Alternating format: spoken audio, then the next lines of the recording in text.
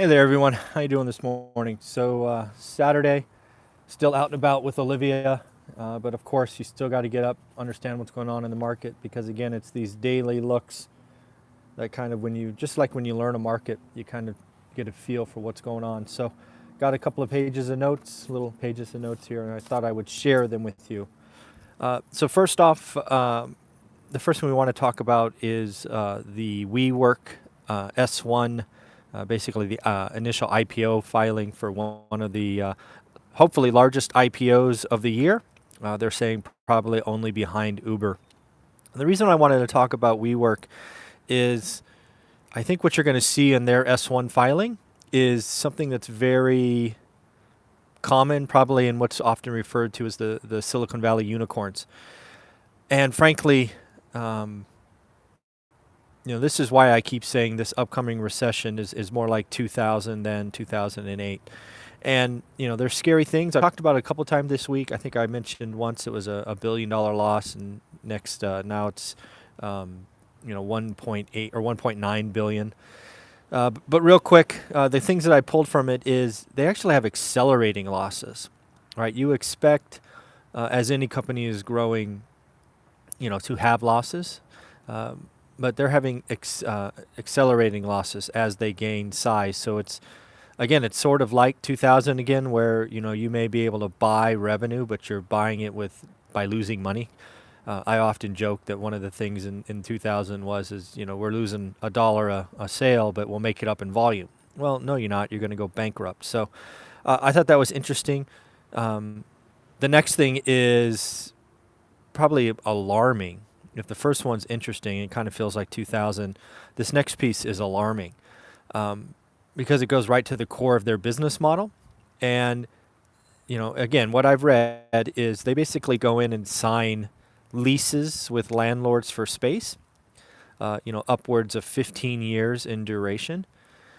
But then their business model says we're going to lease space, weekly, monthly, whatever, to smaller businesses, which frankly works in a growing market, probably frankly works and looks like a good business model, right? You buy by the foot, you rent by the inch in theory.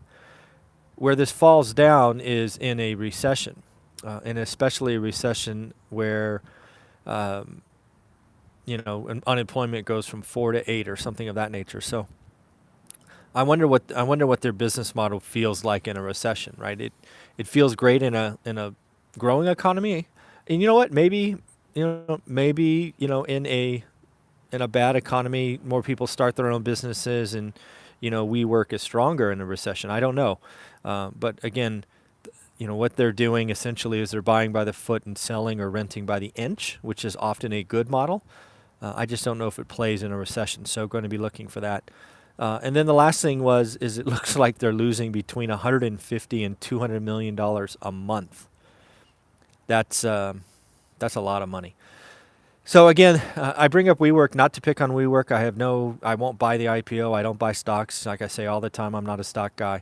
But what I try to figure out is what can this indication in one of the largest unicorns say about the others?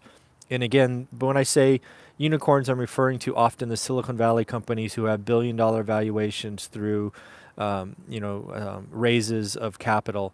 I just think there's a lot of them that are going to disappear and never see the light of day. Again, why I keep saying this is going to feel like the 2000 recession.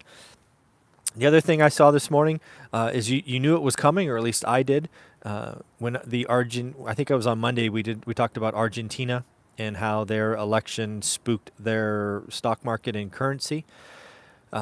Somebody was going to pay the price for that. So it looks like a trader at Franklin Templeton had a bunch of plays on the Argentinian currency, and they suffered a 1.8 billion with a B $1 billion loss in a single day. Now, Franklin Templeton, I think, had 800 or nearly 800 billion in management, so they probably don't feel it. Although you got to feel that, right? 1.8 billion, you got to feel that. How would you like to be that person, right? Talk about a bad day, huh? Whew, I couldn't imagine. So I thought that was interesting. You always know it's there. There's probably also somebody out there who had the reverse bet. So somebody was really doing well. That hasn't come to light yet, but I imagine if Franklin Templeton lost 1.8 billion, there's probably a firm or a trader that had the opposite bet and cleaned up.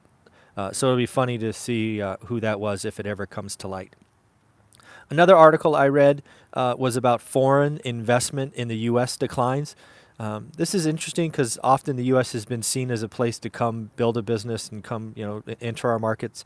I once worked for a foreign-owned company in the software space, and we should all see that as a badge of honor that people want to come here and do it the right way, and create and run businesses and hire people and deploy capital and all of that.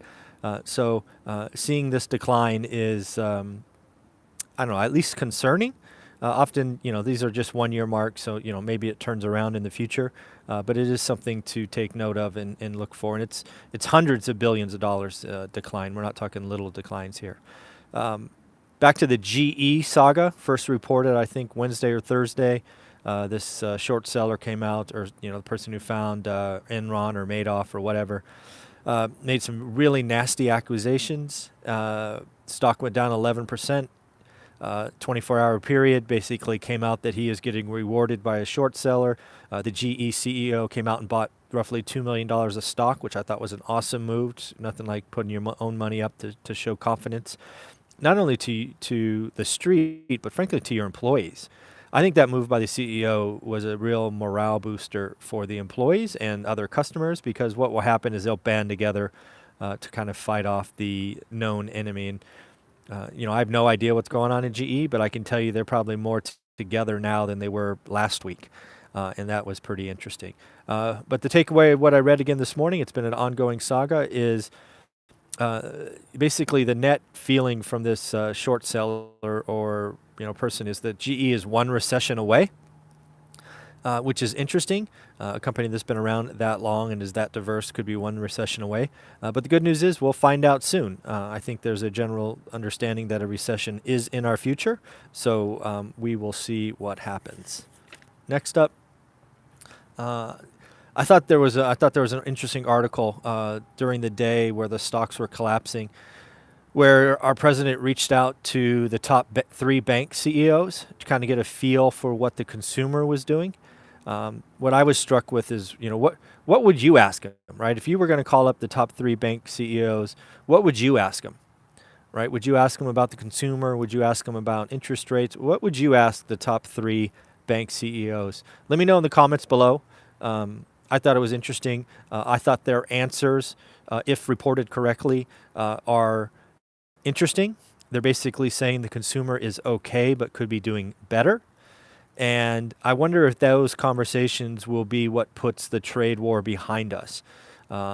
We obviously live in a cycle where there are known elections periods, and it will be interesting to see if this trade war gets buttoned up and put to bed, because the 3 largest CEOs basically said the consumer is doing okay, but they could be doing better, and most of the blame was on the trade war. So I wonder if that goes away. Next up, China. They basically did a rate cut. I don't really understand it, but basically they adjusted or reformed their prime rate, they called it. Again, don't know what that is, but the article indicated that China just executed a rate cut to help businesses and consumers in their slowing economy. Again, this goes back to the point of mutual destruction. The consumers are paying the price. Living in the U.S., there's no question that the trade war has raised prices and dampened consumer optimism, which is a bad thing. Interesting to note that's also happening in China. Hence their central bank, or whatever they call their central bank, lowered their interest rate. So again, the world economy certainly is feeling the pressure. The 2 largest economies are probably feeling the brunt of it.